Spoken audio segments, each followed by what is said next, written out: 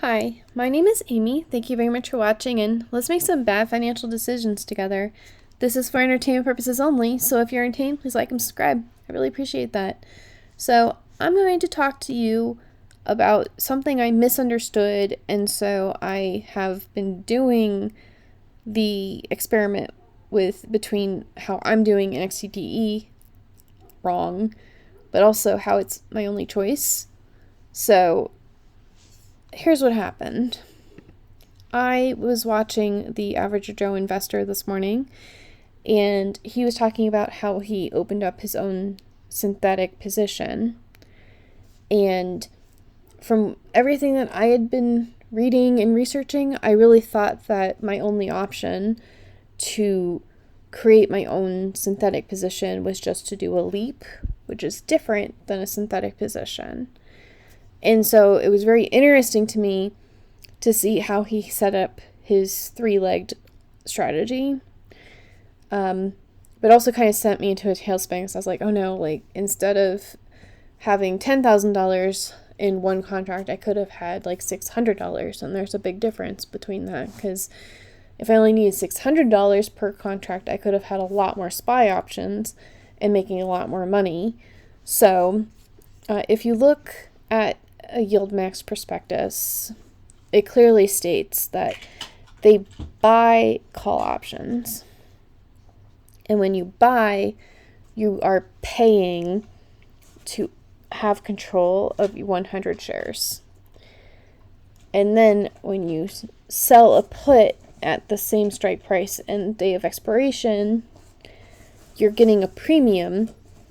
And so what the Average Joe investor was saying is that it's only the difference between the premium that you get and the call the bot call, that's the margin that you're using.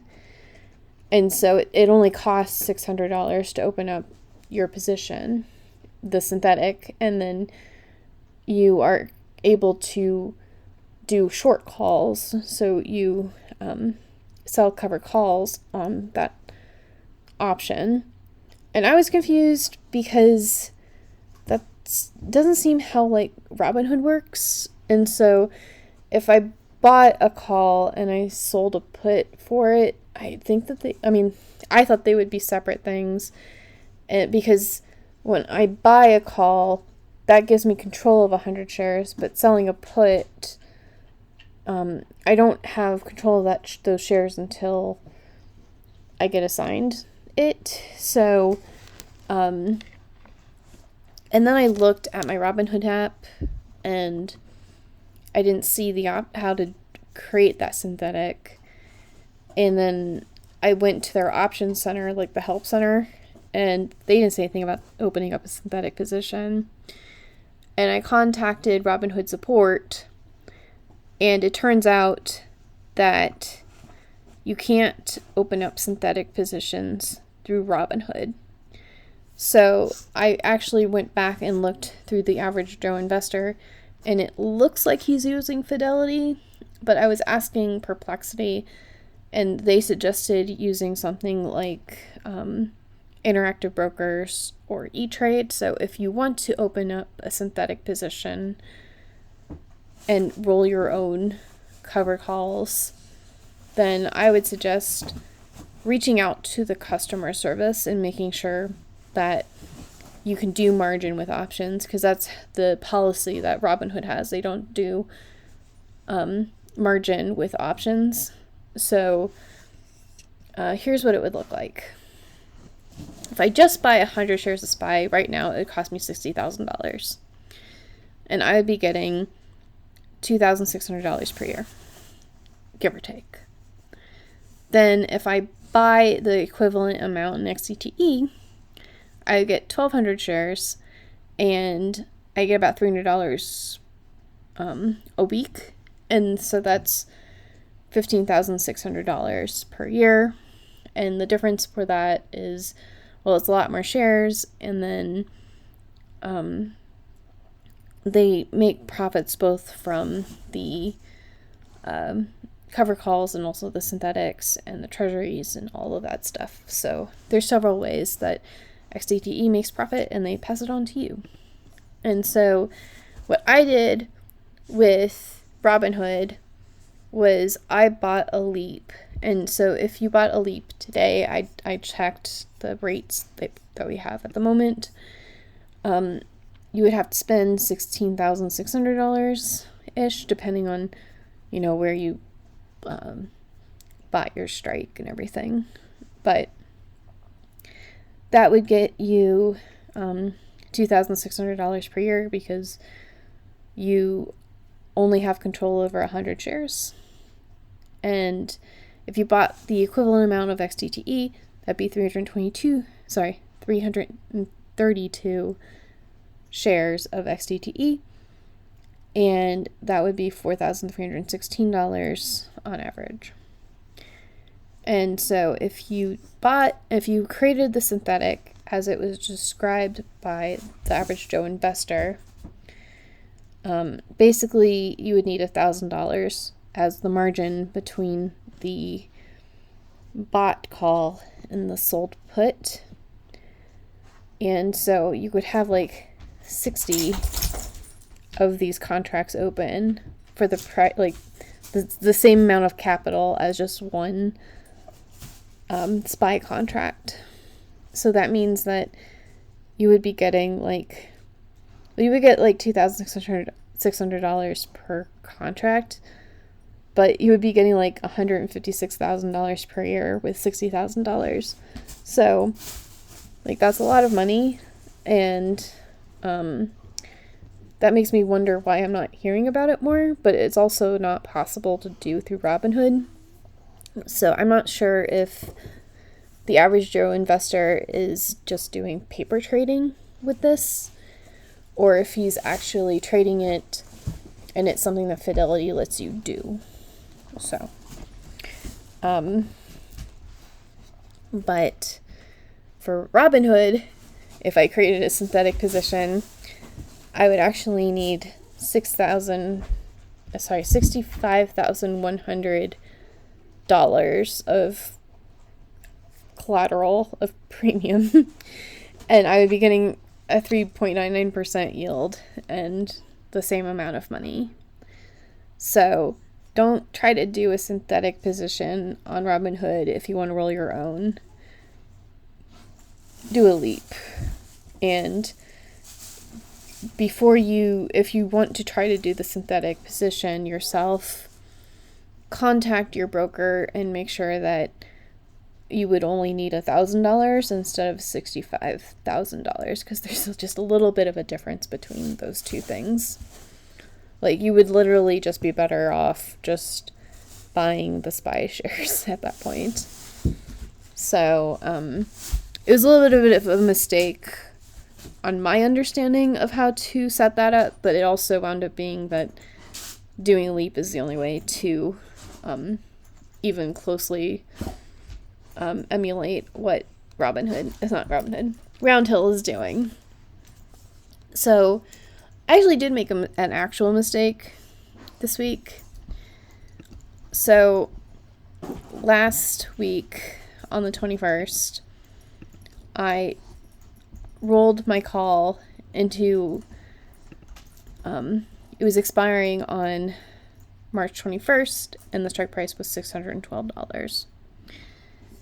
And then the stock market went down, and so I was like, cool, I'll just roll it back. We'll have the strike price at $5.98, and it'll expire on February 3rd. But for some reason, in my head, I was like, yeah, this is definitely not a debit. This is definitely a credit. And Robinhood asked me if I was expecting a debit or a credit, and I said credit, and it was a debit. And so there was no reason I needed to do that. The stock market went down. I was winning this trade. So the only nice thing about this is that when you start again, you've gone up and you've gone out into the future, pulling it back nearer gives you more room to go back into the future. if the market does something really wild. But I kind of fixed it by rolling my call twice, because it was getting really close to being in the money.